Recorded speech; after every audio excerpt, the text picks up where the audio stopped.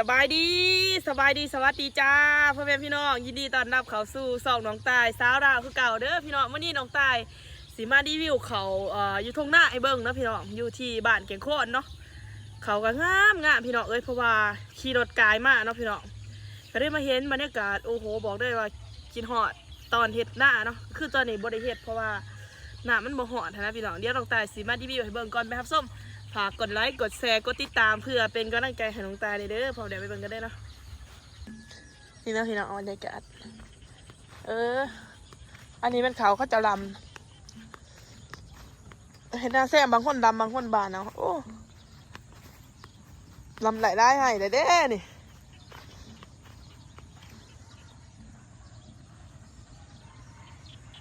นั่นก็จะเป็นหมู่บ้านแกงโคตรเนาะพี่น้อง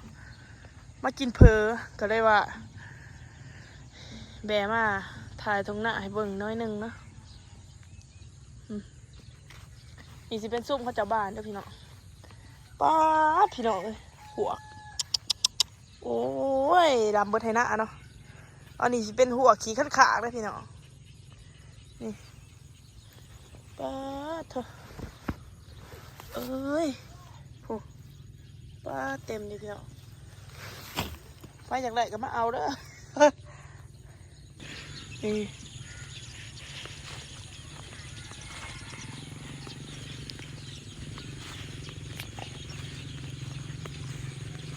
เคี้ยวง่ามมาดิพี่น้อง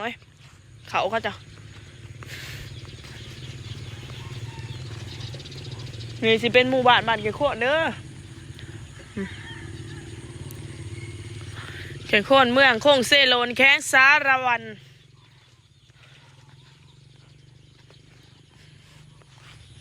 มันจะรกหยากันมิ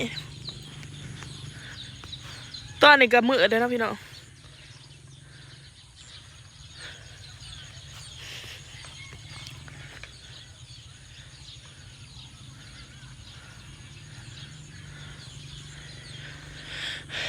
แค่อยากบอกน้องบอกเข้าใจ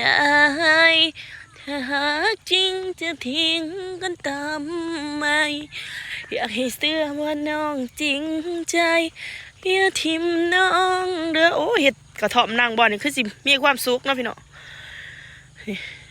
เบื่ออะไรก็สิเป็นเสะเนาะย่างกลับมาเสะเขางามอันนี้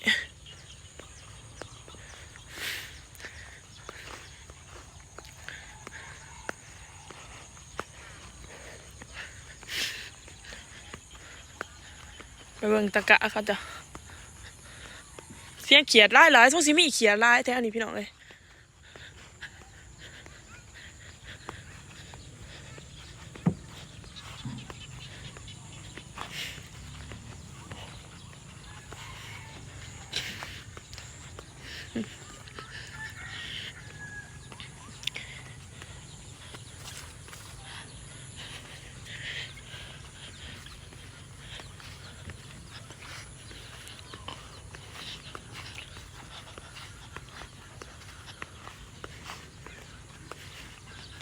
นี่สิเป็นแถวตะกะเขาเจ้าเนาะ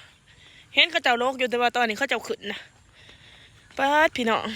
เห็ดหน้าแสงสิดาแต่ว่าพุ้ยเป็นแพงโพดนี่สิเป็นตะกะเนาะนี่คือเขาโลกกะใส่กระเทาะไว้พี่น้องนี่โลกใส่กระเทาะไว้แล้วก็คืนไปหาเห็ดเบียเห็ดเนี่ยหรือว่าไปเห็ดแตงขั่วแตงกินเนาะเนี่ยมือเสาร์ก็ลงมาลำแต่เด็กกระแถว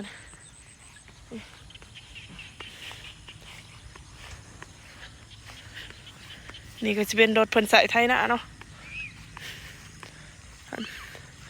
เห็นบอกกระเทาะหันบอลเขาจะนำหน้าได้พี่เนาะ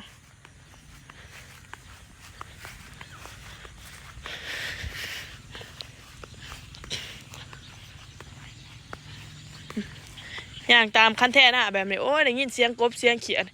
มีความสุขขนาดพี่น้องเลย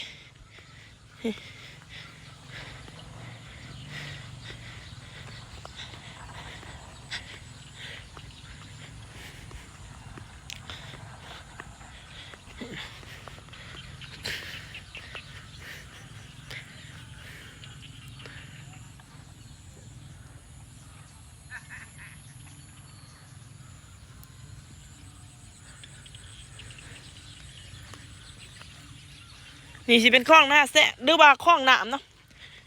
น่าจะเป็นคลองน้ำที่เขาจะขุดไปไปทางไหนพี่น้องทางฝั่งไทยขุดคลองนะบ่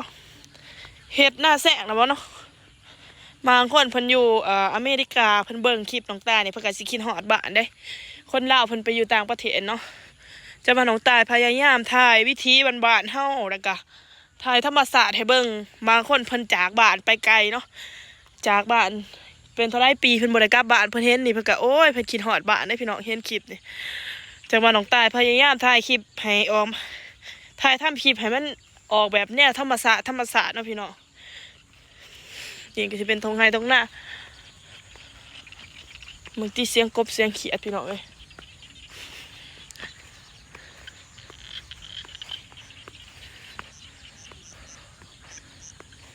อันนี้เขาว่านเนาะ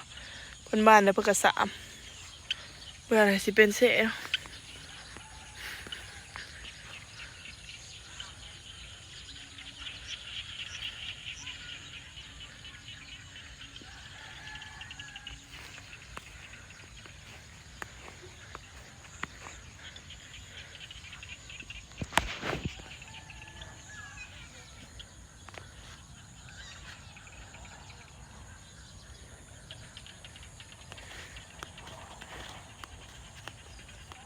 อันนี้สิเมื่อก่อนพี่น้องนี่เป็นหมู่บ้านเขาจะได้นี่อันนี้เป็นบ้านทิศแคมทางเนาะนี่หมู่บ้านเกียงโคน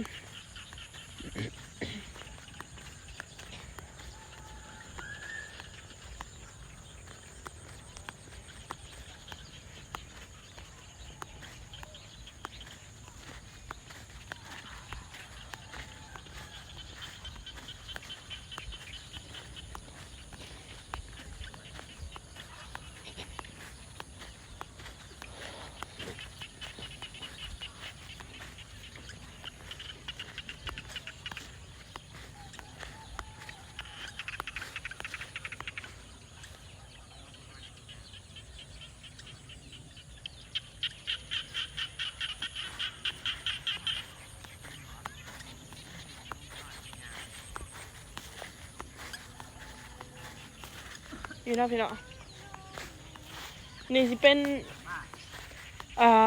บ้านเพิ่นเนาะบ้านเขาจ้ะเบิ่งดีพี่น้องเสียงกบเสียงเขียดโอ้ยเขียดสุดสิร้ายบ่อนี่เดี๋ยวจักมือลงใต้สิมาแย่งเขียดบ่อนี่เนาะ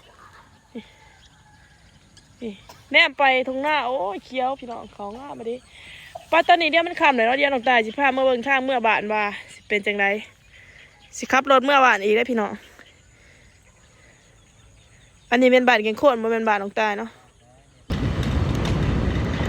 อันนี้ก็จะเป็นทางเมืองนะทุกคน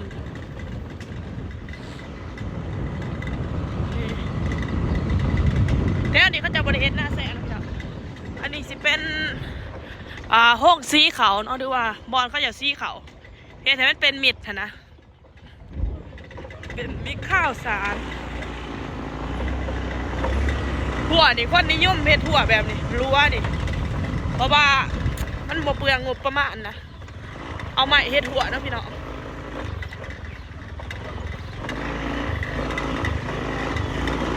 ถ้าก็จะประมาณครกโคกเค้กอยู่หรอก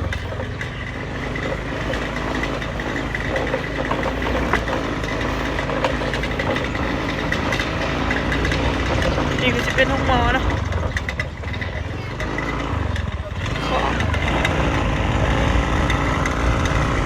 นี่คือห้องหมอเลยพี่น้อง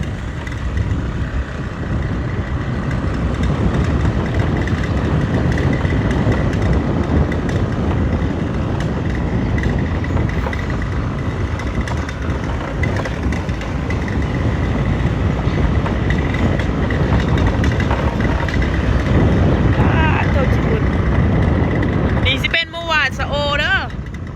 สะโอบ่ได้หน้าตาลสะโอพี่น้องสะโอเมื่อวานสะโอโอ้ยน้องบางทีพี่ออกฝุ่น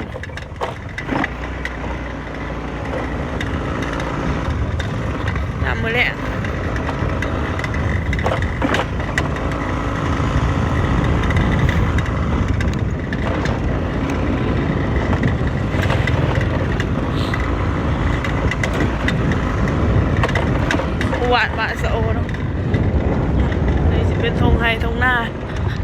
อยู่นะโอ้อันนี้สาวคุดรักหัว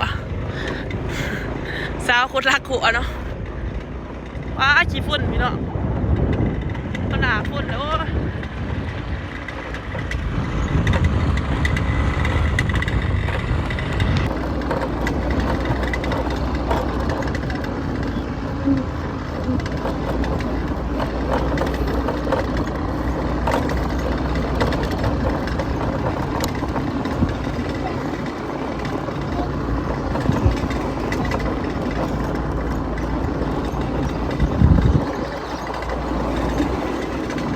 อะไรก็จะเป็นห้องสีขาวกัน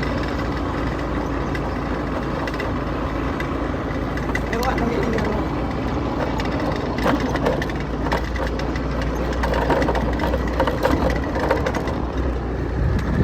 ออกสีแดง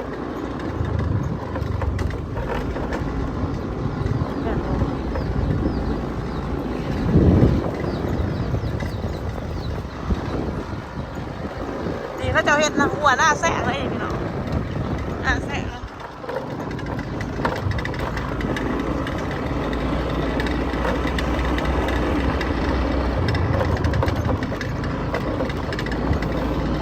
โอ้พี่น้องอันนี้เป็นบ้านน้องตายเนาะ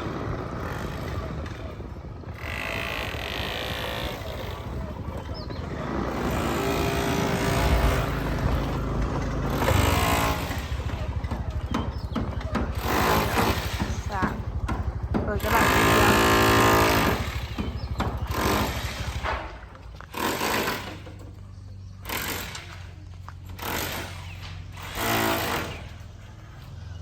ตอนนี้กระดาษ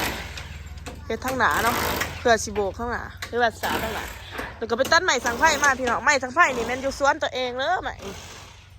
เบิ่งดิตีนี่ตลาดบักใหญ่เลยไปเบิ่งแม่ฮดพักนะลงมาเลยตีเด้อ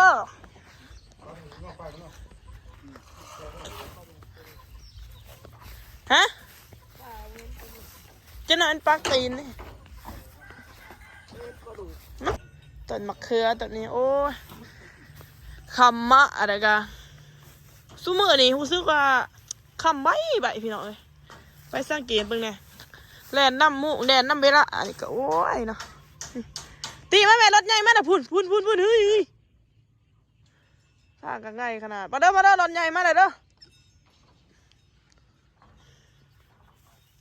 มีเฟื่องเอาไว้ให้งัวเนาะ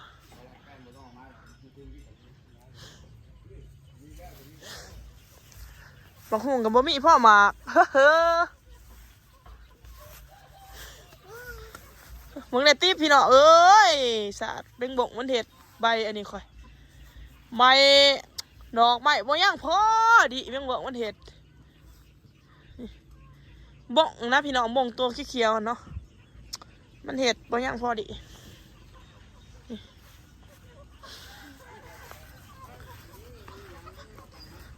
นี่สิเป็นบอลอีพอเห็ด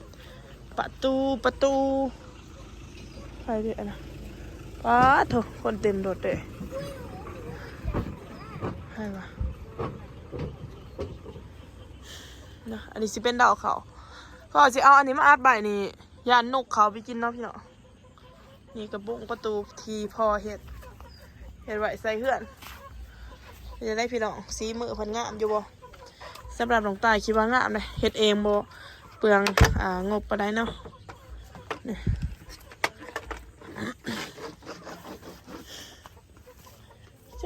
บานหมักแตงพานหมักแตงให้ใจกินแค่พี่น้องตอนนี้ก็ค่ำมื้อแล้วเนาะเดี๋ยวน้องตายสิไปหาเฮ็ดกับข้าวกับน้ำกันเด้อพอกันใหม่คลิปหน้าสำหรับคลิปนี้ก็สิขอจบเพียงเท่านี้เนาะ